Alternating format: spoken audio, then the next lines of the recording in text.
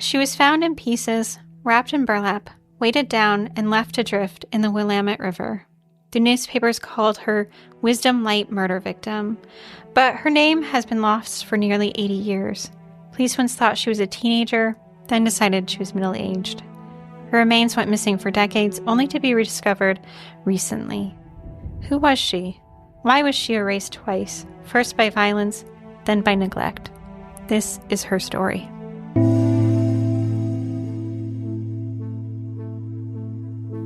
Hi, I'm Vanessa. And I'm Amy. And you're listening to She Goes by Jane. At the end of this episode and every episode, we will be joined by a special guest who will read an original poem by Amy Baker about the women we're featuring. Hi, Vanessa. Hi, Amy. We just spent the last few minutes learning how to say Willamette for this episode. Yes. I hope we're saying it right, because every video that we listen to says this differently. Mm-hmm. So those of you from Oregon, I apologize if we got this wrong. Yeah, because there was Willamette, yeah. Willamette. And then somebody online very helpfully did the rhyme of Willamette, damn it. Right. She sounded very trustworthy. So we're going to go with the rhymes with damn it, Willamette. Right. Yeah. She sounded like someone we can trust. So we are going to this region, and I will say Willamette many times in this episode. Let's do this. Vanessa, I'm jumping right into this, so... I know. That's what you said. No time. Okay. No time. So on April 12th, 1946, H.C. Foster was out fishing with James and Marie Nastos near the Wisdom Light moorage on the Willamette River. I did it right. Mm-hmm. Good job. They spotted something swirling in the water, a burlap sack. At first, they feared the worst, that maybe it was a bag of drowned kittens. So in their land, that's the worst. Well, I mean, that's pretty bad. That is pretty bad. This would be what would have been assumed. Honestly, when I see bags in the water, that is actually also what I worry about. Is kittens? Kittens, yeah. Huh. I've never thought about that, but thanks for unlocking a new worry. Right, yeah. I'm guessing it was worse than a bag full of drowned kittens. Well, okay, so the three, they worked to haul it out of the river. It's a waterlogged burlap. It's heavier than they expected it to be. But when they pulled it open, they didn't find kittens. No. They found something else entirely, a human torso. Okay, so that's not what I was expecting either. That's No. awful. So I was thinking of something worse than drowned kittens, but it was not as bad as just a torso. Mm-hmm. Okay. So is that all we have to go on today? Yeah, well, today we're going to talk about an unidentified woman, which is something we haven't covered in a while. It has been a while. Her case was once known as the Wisdom Light murder after the moorage where her torso was found. So they named her, well, they didn't even name her a Jane Doe name. It was the Wisdom Light murder, right? Murder. But today, nearly 80 years later, she's actually remembered as Oak Grove Jane Doe. It's much prettier. She is actually Oregon's oldest unidentified persons case, and hers is a story of a woman who went missing twice, first through the violence that brought her body to the Willamette River, and then again when police lost track of her remains. What? We've encountered this before where... Yeah, so she went missing twice? Yeah, so... Once without us knowing, then once again, once they knew. Yeah. Yikes. Okay, so we're going to dive into all of this, including the investigation, the theories about who she might be, which actually one of the theories introduced me to, like, a fascinating woman, the rediscovery of her body in 2025, so very recently. But before we begin, a warning, because I did find her torso. This case involves dismemberment, so please listen with care. You're late on that warning, Amy. We did encounter the torso before, but... Yeah, I didn't have a warning. No. Okay. Neither did our listeners. I was late. I will front load it better next time. When the trio found the torso in the river, news of the discovery would hit the newspapers rather quickly. So by the next day, papers across the country were carrying stories about what had been found in the Willamette River. The torso clearly belonged to a woman, but her torso was not the only thing wrapped in the burlap sacking. The press reported that her torso had actually been wrapped in pants, long underwear, a sweater, and a gray herringbone topcoat, but both of its sleeves have been removed, and part of its gray silk lining was gone. Though later images do actually include skirts in the picture. So some discrepancies there. That's a lot of clothing, though. That is a lot of clothing. Tying the whole thing together was 3/8 inch wire, the kind of wire that's used in telephone wire. So was it like bundled up? Yeah, so essentially the burlap is the outer So it's all layer. wrapped many times with the burlap on the outside. Yeah. Okay.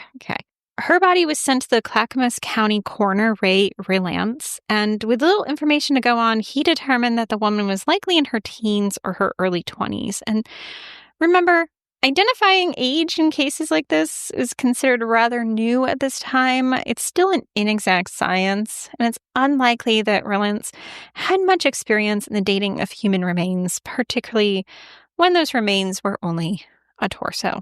In addition, Relance said that whoever dismembered the woman did, quote, a rather neat job, or at the very least, they knew where the joints were. Now, the next day, 5 fishermen, Harold Moutry, and this is my favorite name ever, Frank Pickle. That is a great name. That is. Mike Zancree, George Rakel, and Frank Kamek were out on the Willamette about 6 miles down from where their woman's torso had been found. Like everyone in that region of Oregon, they had actually read the news about the torso being found at the Wisdom Lake mooring. But unlike the others reading the news that day, they actually made a connection. Earlier, they had noticed a different sack floating in the water just above the Willamette Falls Lock, but close to the river's edge.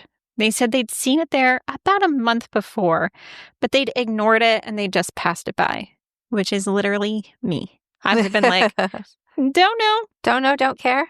Unless I thought it was some kittens, to be honest. But then there'd be no saving them. I don't know. I'd be like, maybe we could save the kittens. Yeah. So they went out that day intent on recovering it. They removed it from the water. Like the torso, the burlap sacking was tied with telephone wire and weighted down with window sash weights. Inside was another horrific discovery. The woman's arms, minus her hands, as well as her right thigh, severed at the knee. Just the 3 parts? Mm-hmm. What? Yeah. Why would... Ugh. Okay. Anyway. Yeah. Now, this time, the authorities, noting the severity of what they were dealing with, had the woman's remains assessed by W.C. Hunter, a pathologist at the University of Oregon. Unlike Relance, W.C. Hunter determined that the woman was likely closer to 50 years of age. So a vast difference in aging. He was able to determine that he thought she might be between 5'2" and 5'4". He also said that he felt that she had brown hair with touches of gray, indicating that at least some hair was found initially on these 2 discoveries. And notably, W.C. Hunter said that her body showed, quote, no evidence of criminal assault. Wait, what? Like, is there no assault on the body parts that have been yes, this is dismembered? Like... The dismembered body parts have no signs of criminal assault? Right. So this was such a bizarre statement to me that, like, obviously she didn't chop herself up, weight herself down, and just, like, plunk herself into the river. Like, that seems pretty criminal to me. But I actually started thinking a lot about this, and I wonder if he simply meant that there wasn't any other, like, apparent, like, stab wounds stabs, or gunshot wounds. something like that. Right? Huh. Okay, so each part was fine aside from being a part. Right. Yeah. Okay. But another interesting discrepancy is that he claimed that her body had only been in the water for about 36 hours. That's vastly different number from the men who said that they had seen something in the water as much as a month earlier. Right. They've been ignoring the package for a month. Right. That's not days. I also just don't know how at this time they would have been able to tell how old somebody was based on how that was treated. Right. Yeah. Something that's in the water for a month, how can we say how old it is? Exactly. And then he was like, oh, but no, it's like been 36 hours. Yeah, no. It's fascinating to me. But wait, what month are we? So this is April. April. So, I mean, things have been cold maybe up until now, but yeah, it's hard to guess. I don't know where we were in 1946 in terms of scientific inquiry into bodies and body identification is vastly different from where we are now. But even now, it's not necessarily as exact as we would like to think it is. Right. But one thing that does happen is, like the previous discoveries, the word of this is out in the papers immediately. And there's a number of calls from families across the country, essentially. Everyone from people with missing teens to people with like missing moms who are calling in worried that that might be their loved one. And then they got their first lead relatively quickly. A man called the state police from a payphone in Milwaukee, Oregon. He said that he knew what happened to the woman, that in fact, he had recently spoken with her. Now, keeping him on the line, the state police then sent the Milwaukee police to apprehend him. So they kept him on the payphone. He's still talking when the Milwaukee, Oregon police show up. Unfortunately, the police determined that it was just really a crank call from someone who really wanted attention, or at least that's what they said. And the man didn't know anything about the woman or who she was.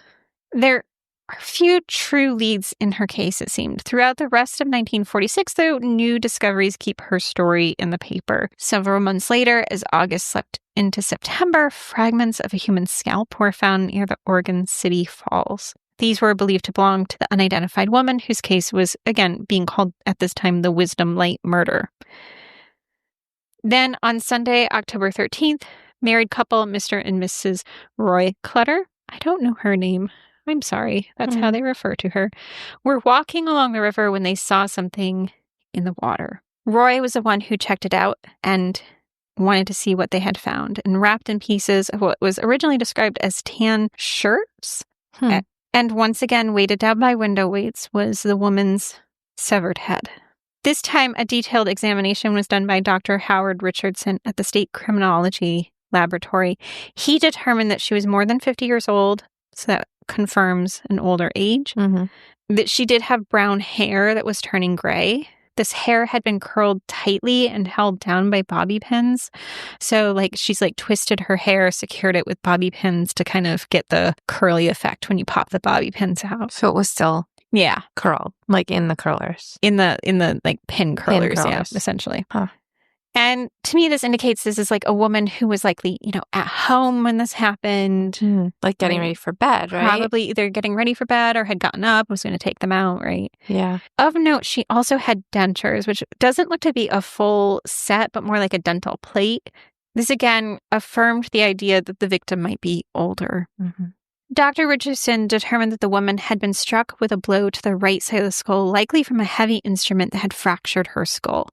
It was also likely that some sort of saw was used to dismember her. But even with those additional details, the identification of the woman felt like it came to a standstill. With little to go on, they circulated the details of her dental work to dentists around the country, but that yielded no results. Investigators were still left wondering who she was and who had killed her. So police were left working two sides of this case, who was the victim and who was the perpetrator. And really, they had little information to go on in either direction. Early on, they found some footprints near the riverbank. These footprints went from what was described as a rough and virtually unused road down a steep bluff and to a set of old railroad tracks before ending near the river. The trajectory of the prints led them to believe that this person was no stranger to the area, that he'd have to have known the terrain pretty well in order to make his way through those spaces. It just seems so, what are they thinking with these prints? That it has to be the killer, when he was putting the parts in the water? Yeah. They think. But the timeline is just kind of all over the place, because those men probably saw the first package as early as March, right? Right. They found the first package in April, and then the head in October. Yeah. So how many people have walked by that river in this amount of time? And like haven't. Right. Yeah, so I think the idea here is that like these have been just like circulating in the river for a while. Right. Yeah. So I don't see how the footprints would be. Like, how would it be much use, and how would you find the person the footprints belong to? Oh, that's a good question. Okay. So I think what they determine is the prints look old to them by the time they find them, that they've been there for maybe a month or two at that point. Okay. Like, that's one of the things the chief criminal deputy of the Clackamas County Sheriff's Office says. Like, the prints are not new. Okay. Okay, so they're like worn. They've been there for a while. Additionally, like they think that these are the prints from the potential perpetrator because amongst them is like a piece of rabbit feed sackcloth, which is the type that's similar to the like burlap sacking that was used on her body. Okay. So that's how they're putting it all together. Yeah. Okay. Now, that could, to me, be coincidence, but that's what they determine. Huh. Okay. Yeah. They also decide that the prints might likely be male because of the stride length. So. Making the assumption that a man would be taller. Taller, longer stride. Yeah. Okay. I mean, they do make a point as well, although this is also assumption about gender as well, that like the perpetrator would have had to have carried these like heavy body part packages. Right. Like what's to say he wasn't in a boat? Can you bring a boat in this river? Yes. Yeah. Yeah. So there's a lot going on here. There's a lot. So they've got very few details to go on. So with this, the Wisdom Light murder fades from the newspapers pretty quickly. It's not that they weren't still working the case. In the 1950s, they did interview and question someone who was in prison who had claimed to have committed a murder that sounded like the murder of this Jane Doe, but that really came to nothing. So there's just not much here for perpetrators. Now, this kind of like when you're telling me these stories, I think maybe because we started with the torso, but it's reminding me of like the Cleveland torso murders. Yeah. What year was that around? I forget. So the Cleveland torso murders predates this, and it does come up in conversation. So people at the time, they're hearing about this and they're like, that sounds a lot like what happened in Cleveland. Mm-hmm. Now, Vanessa and I did do an episode on Cleveland torso murders. It's very more detailed, graphic than we've covered in the past. It was pretty graphic. Yeah. Yeah. So we have done an episode, so you can look up She Goes by Jane, Cleveland torso murders, and it will come up. But yeah, this is on the minds of the people. It's graphic, but it was a really interesting story. Yeah. Like if you can get past it. And, you know, they're still working on identifying those victims. So it's actually interesting that all of this is like in conversation now, because that's also like these investigations are still happening there as well. So yeah, so this was on the minds of people at the time because they did match up kind of in the gruesomeness of it, right? Yeah, with the water and the dismemberment. Yeah. Now, they also just had little luck in identifying her. Early on, they landed on one missing woman by the name of Marie Nastos as a strong possibility for this Jane Doe. Marie was a 47-year-old mother of 2 grown sons, and she lived in Seattle. On August 4th, 1945, roughly about 8 months before this Jane Doe was found, Marie had been visiting her friend Avis Corey in Wenatchee. I think I'm saying this right. Wenatchee is about 140 miles away from where Marie lived in Seattle, so quite the distance in driving time. But Marie, she was visiting this friend and decides to head home. She leaves Avis's house around 4 p.m. that day, and the last known interaction Marie had was gassing up her 1939 black Buick sedan not far from that town. Marie's husband, Chris, offered a reward for his wife's return. So he offered $200, which is about $3,500 today. And the newspapers were splashed with advertisements pushing this reward and calling attention to the fact that Marie was on this trip and then simply disappeared. Marie had been dressed in a yellow sports coat. She wore over a garbadine dark blue slack suit. So she was dressed up. That's a lot of clothing for a long car ride. It is. Yeah. She's also wearing her diamond ring. She has an elegant watch that had 6 diamonds around the face.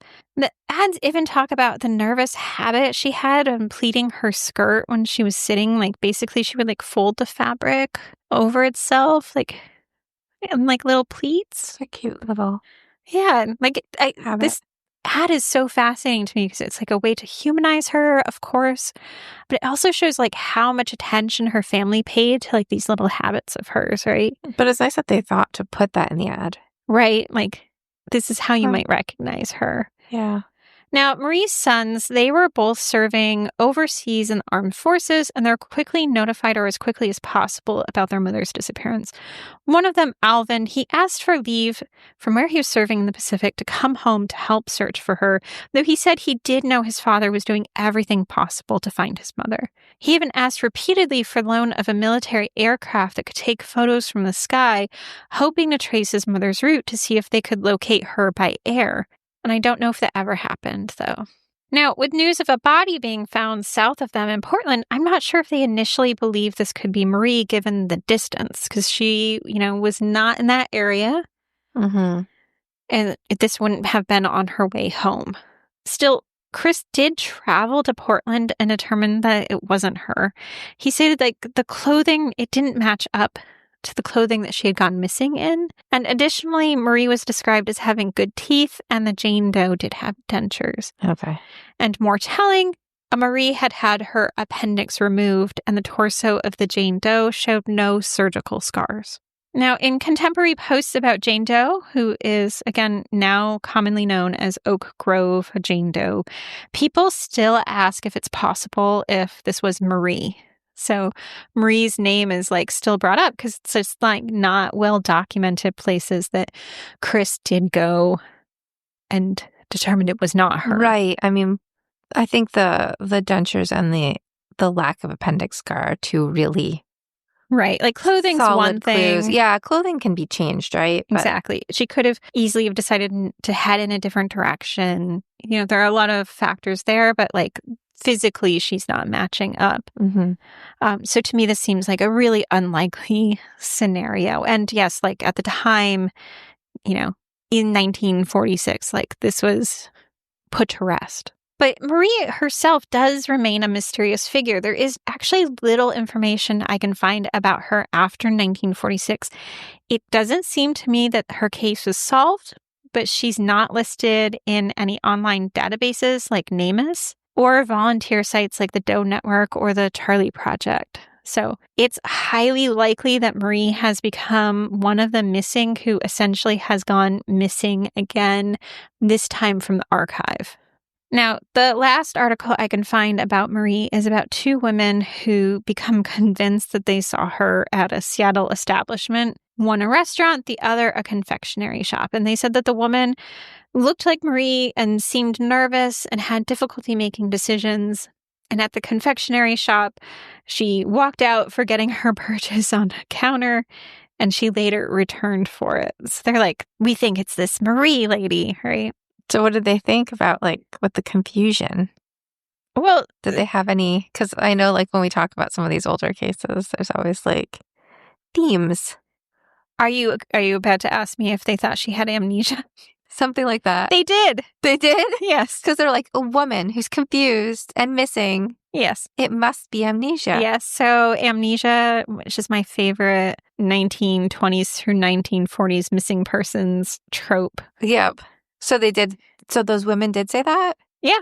Okay. Yeah, and the newspapers were, like, trying to define, like, if this was Marie, what type of amnesia she might have. Yeah. Huh. So it's sad that there's not much else about her because it seemed so detailed with, like, her choices of clothing and her, like, cute little folding fabric habit. Like, I feel like this is somebody I'd like to know more about. Right. And so, yeah, so she's not listed. So it's unclear if this was ever solved or not. And if it hasn't, then she's definitely missing from official online records. Yeah. So to my understanding, Marie is still missing. If you could find more information, she might be a fun one to cover. Yeah. Yeah. And yeah, I guess this is also a case for the people who are responsible for getting NEMA's cases entered. Mm-hmm. This would be one to pursue. Now, because Oak Grove Jane Doe has been unidentified for so long, there actually has been other speculations into her identity. Most recently, because this is like her case indoors, right? The crime writers J.D. Chandler and Joshua Fisher, along with Portland history and crime writer Teresa Griffin Kennedy, have put forward another hypothesis that she could be a woman named Anna Schrader. And honestly, like they do have some pretty solid reasoning why they think it might be Anna. So you're more convinced on Anna than Marie? I'm not sure. I hate speculation. Right. But I can see where this came from. And Anna, to me, is like kind of the complicated and gutsy woman that I love talking about. So I'm going to try not to get too much into the weeds into this story. But on our social accounts, I'll share some of the letters and quotes from her because she's just fascinating. She's like a legend, really. Okay, so this is about Anna, why we think it might be Anna, or not we, but I guess people think it might be Anna. You just had to stick with this story because we're going way back in time. Okay. Now, Anna was not a native of the Oregon area or Portland, but she arrived in Portland shortly after the turn of the century. So around 1915, Anna marries a railroad man named Edward. And even early in her marriage, like she is a force. Like she is out swimming in the Willamette River, like competitively. Like they're running articles about her and her timing in her swims. And she's also running for the Rose Festival Queen, as she would. She's out at public events. Like, she's not a woman to, like, stay home and take care of a house or anything like that. But in 1929, Anna hits the newspapers for a far different reason, and that's she's accused of trying to shoot a police officer named Lieutenant William Bruning. Bruning said, Anna is feisty. Yeah. Okay. So we first get Bruning's side of the story. So Bruning said that he was getting done work. He was pulling his car up to the curb when out of nowhere, Anna rushes at him, brandishing a gun. In the scuffle with Anna, the gun went off twice, but he managed to like wrestle her to the ground. And then he hauled her up and made her sit on the bumper of his car. And then he yelled, "Call the police," to the onlookers who were gathered around the scene. So it's like quite this this is quite a scuffle that happens. Yeah. When the police arrive, Anna is taken to jail and she's charged with assault with intent to kill. And this is a scandal. Anna, like, she's this well-known woman. She's also, at this point, a gutsy private investigator. What? Because Anna lives many lives, right? And William Bruning, he's this much-lauded police officer, so what exactly is happening? Now, William Bruning says he didn't know. He'd only known Anna in a professional sense, and to him, she was just a woman like from the neighborhood, and he had no idea why she would have attacked him, only that she'd yelled, "I'll get you," during the attack. We need to know more about this. Right.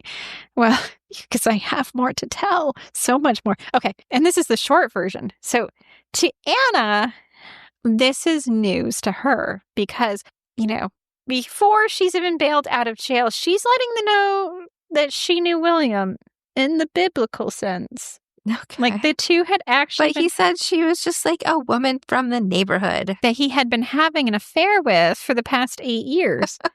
So she wasn't just any woman. No. Now, Anna revealed that night in August had come after a prolonged change in their relationship. She said at the start, they'd actually only seen each other occasionally, but by 1929, their relationship was much more defined.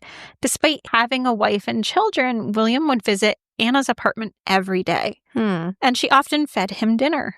And at least on 2 occasions, while his wife was back east visiting her family, Anna had actually moved into his home with her. Whoa. So there are some scandals happening here. Yeah. So several months before their altercation, William's wife received a phone call from another woman who told her that her husband was cheating on her with Anna. William's wife tried to confront Anna, calling her repeatedly, but Anna refused to pick up the phone. Oh. Right. Anna's like, fair, actually. Yeah. Yeah. I mean, through it all, she's like, yeah, I get why the wife doesn't like me. Finally, Anna went to William's house, and with his wife there, she made him choose between the two of them, and he chose Anna. No. Yeah, and then the two kissed in front of the wife. No. Yeah. William. Yeah. This is wild. This is wild. Okay. Okay.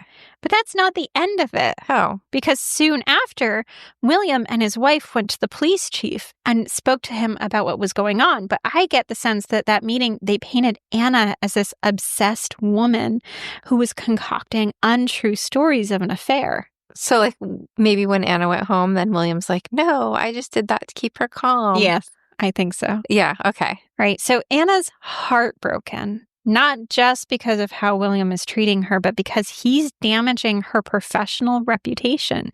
So she's a private investigator who works with the police quite often. Mm. And the night before the altercation, she had tried to speak with him, but he had grabbed her arm. Later of the night she was arrested, she said, I didn't have the slightest intention of shooting him. I only took the gun along because he's such a big bully that I was afraid of him. He had twisted my arm the night before and had thrown me around in his machine, and I knew that if I had a gun, he wouldn't try that with me. Huh. But Anna is still charged on the attack on William. Now, this goes to a grand jury. William maintains that he had nothing to do with Anna, but Anna came with receipts. She had a letter from William talking about how much he loved her and arranging for an occasion for them to hook up. And she also had a list of the hotels they'd gone to, registering as man and wife. Huh. So there's some evidence. Yeah, so much evidence that her case, the charges against her were dismissed. There was clear evidence that William was not telling the truth here. Mm-hmm. But then come the lawsuits. Anna's husband, who forgave her, by the way, filed for $50,000 in damages against William for alienation of affection. And Anna sued for $2,500 also for damages. And I'm not sure how her husband's lawsuit turned out, but Anna's went to trial. Now, she decided to serve as her own attorney. That was likely a misstep. The judge kept on warning her to stop bringing up certain pieces of evidence. Namely, he said she couldn't talk about how, when she was in jail, that the police had taken her key to her apartment on the night of the altercation, and that when she got back to her place, it had been ransacked. He's like, that's not part of this case. Stop bringing it up. Kind of. Is, though, no? Well, because her case is against William specifically. Right? Okay, but doesn't he work with these people who would have most likely ransacked her apartment? True, but like, it just seems they're not on trial. He is, right? Okay. So this ends in a mistrial, and she moves forward with it again. She's like not letting this go, and she's granted just $250. She's unsatisfied with this. She sues again.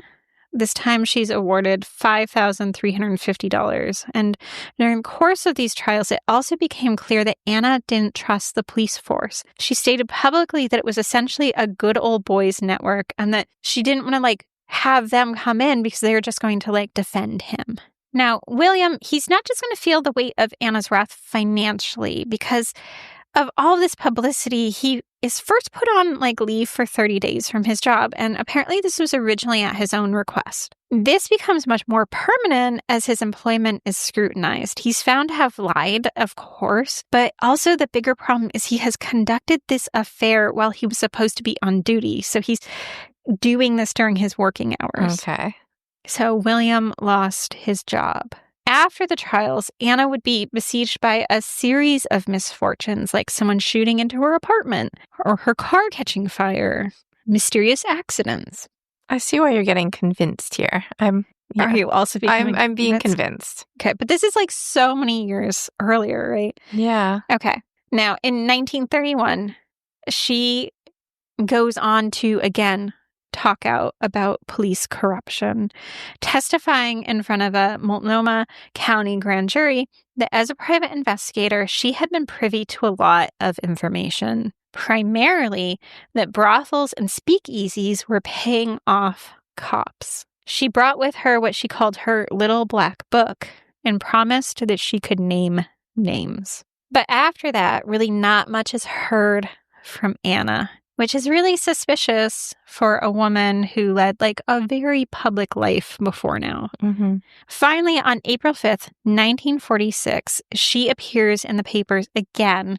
Oh, it's assumed that this is her for what will be the final times. A small ad in the classified sections of the Oregonian read, "Anyone knowing whereabouts of Anna Schrader, please write W502 Oregonian." Okay. So is Anna? Right. And who would be looking for her? And who's looking for her? And why is she being looked for? Now, this ad runs for 3 weeks. And just weeks later, Oak Grove Jane Doe's body would be found. So that's really good timing. Right? Yeah. Now, Anna and Oak Grove Jane Doe do have a lot in common. There's similar heights, weights, age. Like, could it be possible that Anna actually did go missing and that she was murdered? So she certainly had a lot of more enemies than friends in Portland. But was she actually missing? Because, like, we don't really know what happens to her. You said kind of like after 1931, but then that ad was out. It might or might not be her in 1946. That's quite the gap of time. Right. So was she ever, like, actually reported missing?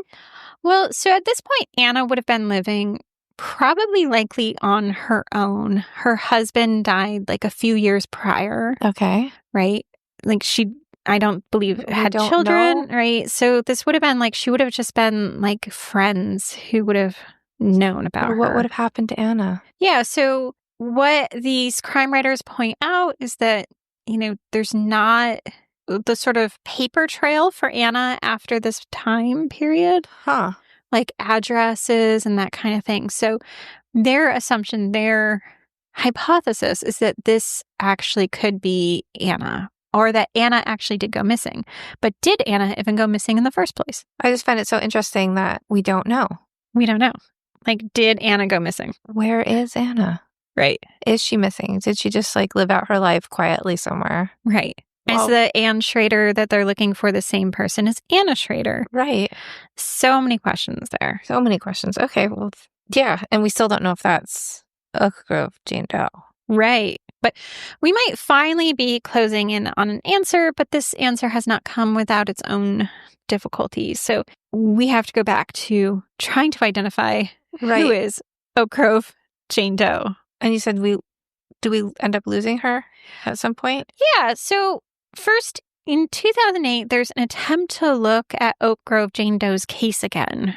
Okay. Now, it's been a cold case. It was presumed that a fresh set of eyes might yield something new, but it didn't go anywhere. And at the time, they said it was due to, quote, lack of physical evidence. Now, you might be saying, like, what physical evidence exactly, since they had quite a bit that they'd collected at each scene, right? There's 3 parcels of physical evidence, right? Okay. And that's really because at some point her body was misplaced. Okay.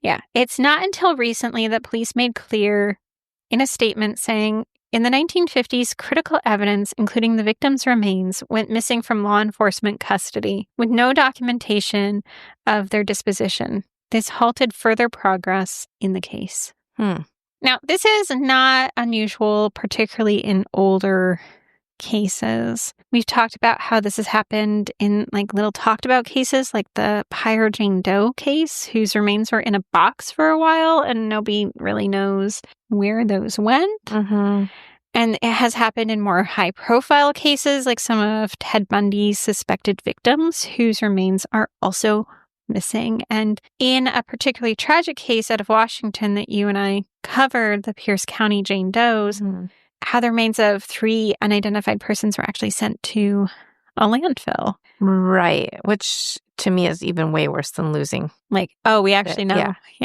Yeah. Now, for Oak Grove Jane Doe, it's more of a question of really not knowing. And this took some sleuthing. So shout out to Noelle Crombie and the rest of the team at the Oregonian, the newspaper, who were able to successfully track down Oak Grove Jane Doe's remains. So it was a newspaper team that found? Yeah, there was like, they were like, we're going to dig into this. That's fun. Now, it turns out that in 1951, her remains had actually passed out of police custody and into the hands of a local funeral home. And they had interred those remains. Now, at the time, the police who were working at the police force, they would have known where she was, but there was a problem in that they didn't document what had been done to Oak Grove Jane Doe. So now, 75 years later, no one around is to clarify this, right? Like, those people long gone from the police force. With some sleuthing and the use of findagrave.com, the Oregonian was able to discover there was a grave at Mountain View Cemetery in Oregon City that was marked with a gravestone, Unknown Woman, 1946. Further sleuthing showed that the date of death on the cemetery records corresponded to Oak Grove Jane Doe. The record says she was discovered on April 12th, 1946. And the burial records also indicate that the woman was found in the river and was buried in this specific plot at Mountain View. So everything aligns and checks out. In late September of 2025, so actually just a few days ago at the time of our recording of this, they exhumed Oak Grove Jane Doe. The hope is to use investigative genetic genealogy to identify her. Did they say that it was her? Because, I mean, they would clearly know, right? Right. So there hasn't been much chatter since the actual exhumation, but I believe that it all checks out that this is Oak Grove Jane Doe. Now, Oregon State Police Captain Kyle Kennedy said, "The condition of remains this old presents challenges that even modern technology may struggle with. We are going to continue the effort to positively identify her remains for as long as it takes." And I hope it's true, so that finally Oak Grove Jane Doe can have her name back. In Waves, Unidentified Woman, discovered April 12, 1946 through October 13, 1946, in Oak Grove and Oregon City, Oregon. Write a poem about the weather, the smoke-gray dawn of the Pacific Northwest, the mist that seeps its way down your throat. Write a poem about the water, the silky slide of the waves against your skin, the log-jammed beating of your heart as you skim through. Write about the sirens, the electric blue and red whirl as cars speed past. Was it like that for you? The skies so gray they shone like stars for an instant? What use is all of this writing when we can't sleep? When history doesn't hold the names of the women we lost? Their hair held down with pins, coats still on, the lining weighed down like a memory. What violence are we asked to survive?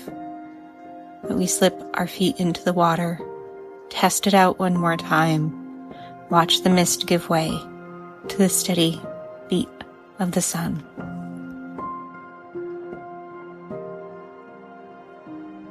For more information about our show, please visit shegoesbyjanepodcast.com. Bye, Vanessa. Bye, Amy. Free audio post-production by alphonic.com.